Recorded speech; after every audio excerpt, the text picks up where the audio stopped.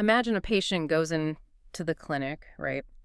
And they have a tumor in their pancreas. Okay. And we aren't talking about a massive, sprawling, inoperable mass here. I mean, we are talking about a small lump, maybe the size of a walnut. Right, just a tiny thing. Exactly. But to remove that one tiny lump, a surgeon doesn't just, scoop it out. They perform the Whipple operation. Oh, yeah. That is an intense surgery. It really is. I mean, they remove the head of the pancreas, the entire loop of the duodenum, which is like the first part of the small intestine, plus the gallbladder, the lower end of the bile duct, and sometimes even a portion of the stomach. It's basically a total reconstruction. Right. And after taking all of that out, they spend hours literally rebuilding the entire plumbing system of the upper digestive tract. So the question is, why does a walnut-sized problem require tearing down the entire abdominal house? It sounds wildly disproportionate to the casual observer. Yeah. But to a surgeon, it is really the only logical step. Which brings us to our mission for this deep dive. Today, we are pulling from a fascinating masterclass lecture from the Surgical Thinking Academy. Yeah, that source material is great. It really is. It was designed for final year medical students and surgical interns, and it operates on one defining philosophy: anatomy must be understood, not memorized. And that shifts the perspective entirely, doesn't it? It really does. Because we stop memorizing lists of organs and, well, start looking at the human body as an engineering project, one with strict, unbreakable rules. Okay, let's unpack this. Because looking at that massive surgery for such a tiny tumor, it feels like, well, it's like living in a house where the plumbing is so insanely interconnected that fixing a leaky bathroom sink requires tearing down the kitchen and the living room wall. Yeah, that's a good way to put it. So why on earth would the body be designed this way? What's fascinating here is that the answer has absolutely nothing to do with extreme caution from oncologists trying to get wide margins around a cancer. Wait, really? It's not just about making sure they get all the cancer cells? Not at all. The Whipple operation is a mandate written by the organ itself. The pancreas essentially writes its own surgical manual. Wow. And the reason for this incredibly brutal operation boils down to one foundational secret of how we are all built in the womb. Okay, I'm listening. The central premise from our source material is a concept we need to keep in mind for this entire discussion. It's two buds, one gland. Meaning we look at the pancreas as a single organ today, but it didn't start out that way. It was basically two distinct pieces. Exactly. To understand how the pancreas breaks and why operating on it is so catastrophic, we have to rewind to the 5th week of fetal development. Right, going way back. Yeah. At this point in the womb, right off the foregut, which is the tube that will eventually become your stomach and intestines, two little sprouts of tissue bud out. Kind of like branches starting to form on a very tiny tree. Exactly like that. You have a dorsal bud, which grows upward and backward toward the spine, and you have a ventral bud, which sprouts downward. Okay, dorsal up and back, ventral down. Right. And the most critical detail of this entire phase is that the downward ventral bud is born right next to the origin of the bile duct. I mean, they share a microscopic neighborhood. Wait, so they start as two totally separate sprouts, one going back, one hanging out down near the bile duct. How do they ever become a single, solid organ? Well, the magic happens as the gut develops. As that early digestive tube grows into the C shape of the duodenum and, begins to twist into its final position, it physically drags that ventral bud with it. It just pulls it along. Yeah. The ventral bud swings completely around behind the gut until it comes to sit right below and behind the dorsal bud. And at that point, their tissues merge. They fuse into a single gland. That is wild. I mean, it's like two separate companies undergoing a hostile corporate merger while the office building is physically spinning around in a tornado. That is a highly stressful but very accurate analogy. So what do these two different sides bring to the new merged entity? Well, the dorsal bud, the one that initially grew backward, that becomes the vast majority of the final organ. Okay. It forms the neck, the entire body, and the tail of the pancreas, as well as a small accessory drainage duct called the duct of Santorini. And the ventral bud, the one that was dragged around the gut. That one becomes the lower part of the pancreatic head. It forms a little hook-like structure called the uncinate process. And most importantly, it forms the main pancreatic duct, the duct of Wirsum. Sticking with my corporate merger analogy, in business, if two incompatible companies try to fuse their IT departments, you get total chaos. Right. Systems crash. Yeah. So if this spinning merger in the room fails, I'm guessing the human body gets chaos too. Oh, absolutely. The source material argues that almost every congenital anomaly of the pancreas is simply this fusion story going off script. Like how? Consider the ductwork. The tissues of the two buds might fuse together perfectly, but the two tiny drainage ducts inside them, they fail to connect. Oh, so the plumbing backs up, the main gland is left trying to drain through the wrong pipe. Exactly. It creates a condition called pancreas divisum. Because the main connections never formed, the entire massive bulk of the dorsal gland is forced to drain all its fluids through that tiny original accessory duct. That sounds like a disaster. It is. It's way too much volume for a tiny pipe, so the pressure builds up, and it leads to recurrent inflammation and pain. Yeah, I mean, it's trying to push a fire hose amount of fluid through a garden hose. Perfectly said. But what about the physical rotation? Like, what if the ventral bud gets stuck while it's swinging around the gut? Well, that creates a mechanical nightmare. As it swings, the ventral bud can sometimes split in two, leaving a trail of active tissue behind it. Oh, no. Yeah. So instead of sitting cleanly behind the intestine, it forms a complete ring of pancreatic tissue wrapping entirely around the duodenum. Oh, wow. So it acts like a biological zip tie. It just strangles the intestine. It does. It's known as an annular pancreas. It literally chokes off the digestive tract, causing extreme vomiting in a newborn baby. That sounds terrifying for a parent. It is. When doctors take an X-ray, they see a classic double bubble sign because the stomach gas simply cannot get past the strangulation point. That makes perfect mechanical sense. But I want to go back to something you said a moment ago. You emphasized that the ventral bud is born right next to the bile duct. Right. Why is that specific geographical origin so critical? Because it dictates one of the most terrifying presentations of pancreatic cancer. See, because the ventral bud and the bile duct share that early embryonic origin, when they finally settle into their permanent positions, the bile duct ends up running directly through the head of the pancreas. Wait, right through the middle of the tissue. Right through the middle. The tube carrying bile from the liver shoots straight through the pancreas tissue, not just next to it. Straight through the center of the head. Therefore, if a patient develops a tumor in the head of the pancreas, as that tumor expands, it physically compresses that bile duct shut. Oh, I see. The bile has nowhere to go, so it backs up into the bloodstream, and the patient's skin and eyes turn yellow. They develop jaundice. But does it hurt? Actually, no. Because it's a slow external squeeze from a tumor, and not a jagged sudden obstruction like a gallstone tearing through the duct, there is no inflammation in the bile tube itself. It doesn't hurt. Painless obstructive jaundice. Wow.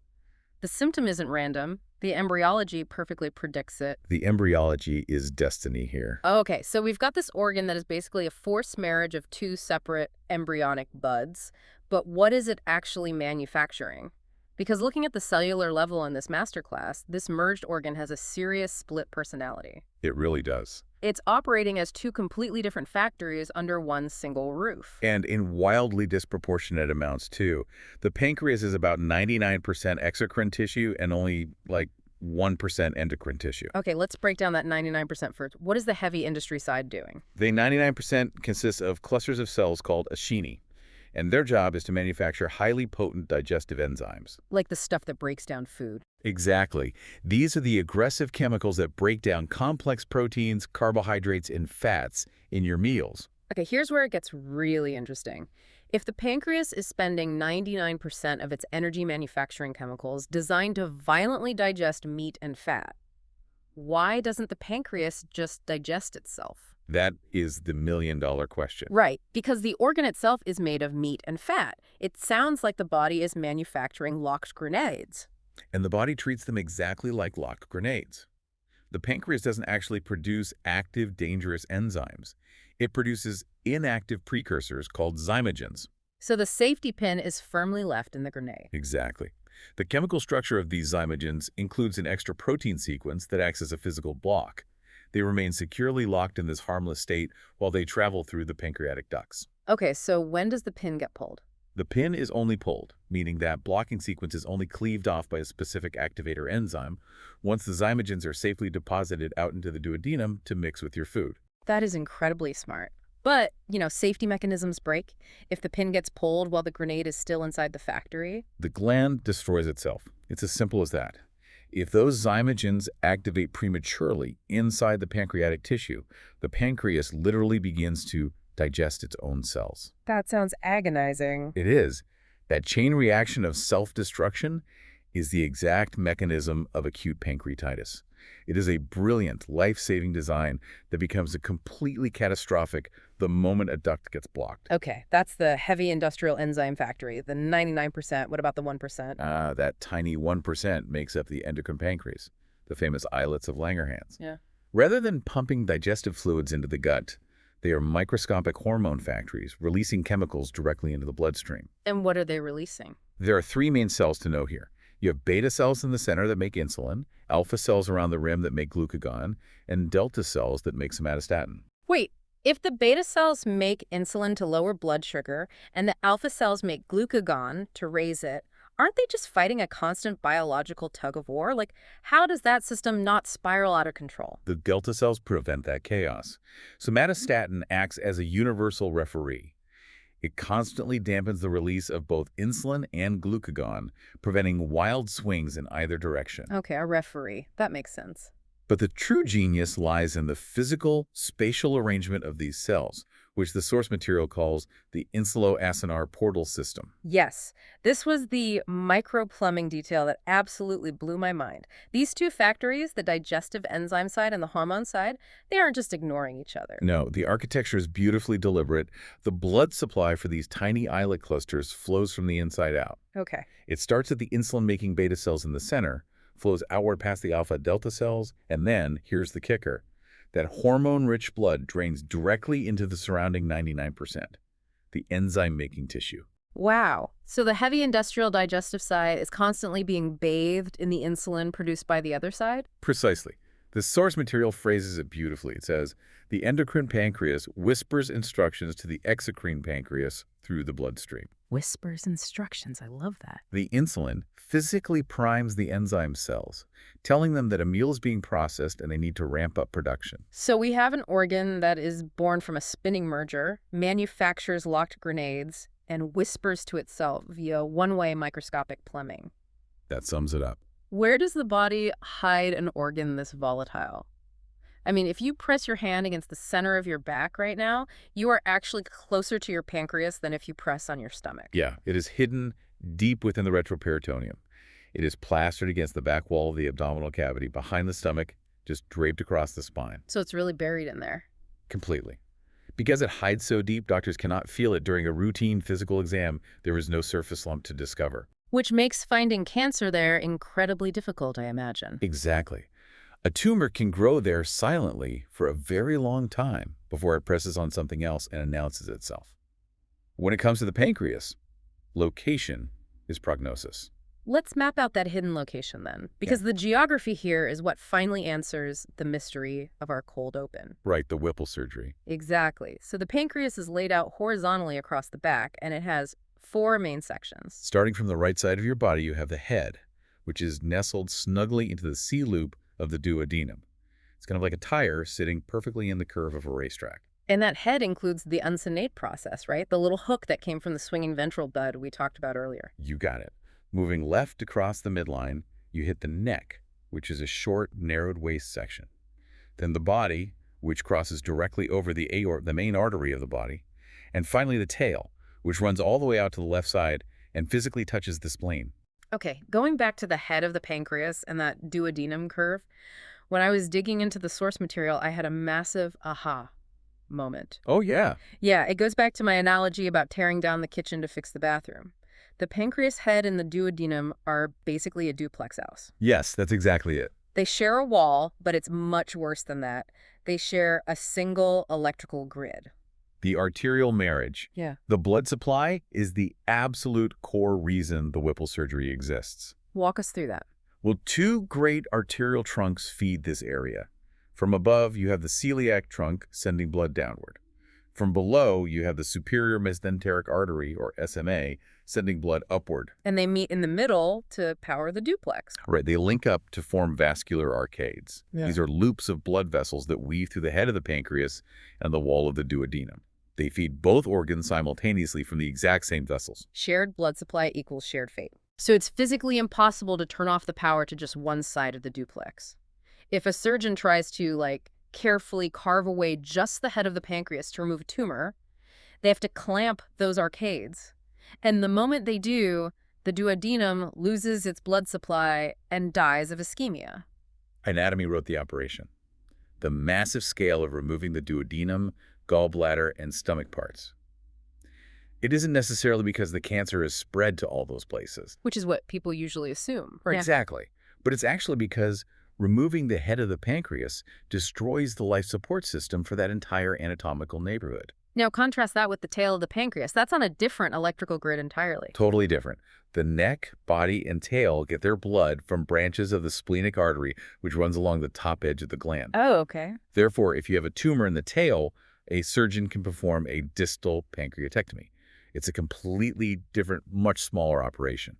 You remove the tail, and usually the spleen since they share blood vessels, but the entire gut remains intact. Although the text highlighted one terrifying quirk in the plumbing around the head of the pancreas, a major surgical landmine. Ah, yes. The replaced right hepatic artery.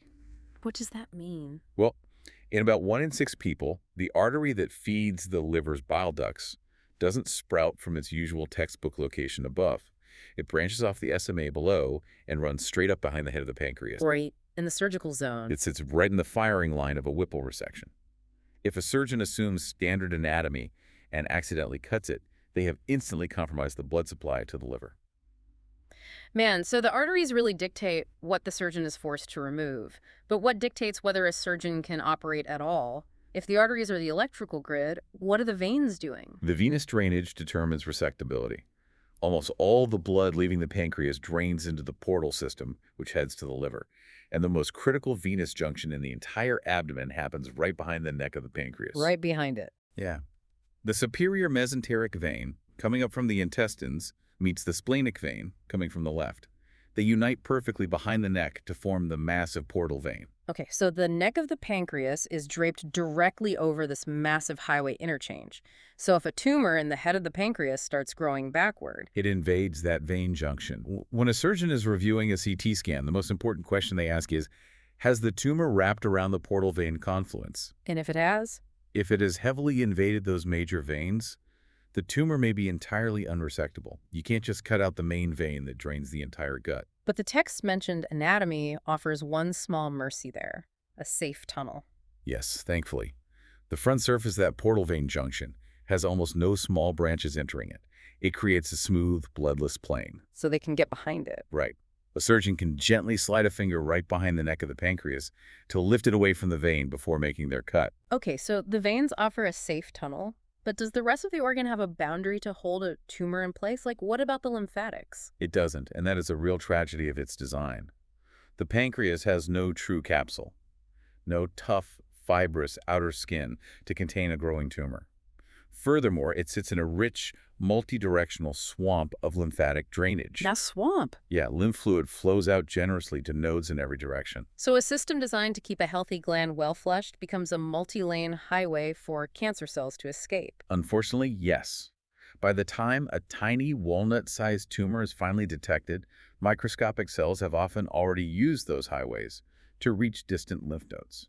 Which leaves one big lingering question about the symptoms. If the organ has no capsule and it's buried so deep in the retroperitoneum that I can't feel it, why do patients with pancreatic cancer come into the clinic complaining of severe, agonizing back pain? If we connect this to the bigger picture of the nervous system, it makes complete sense. The pancreas is wired directly into the celiac plexus. What's that? Imagine a dense, tangled junction box of autonomic nerves sitting directly on the aorta, right behind the pancreas. Okay, so when the pancreas hurts, the signal fires straight backward into that junction box. Exactly.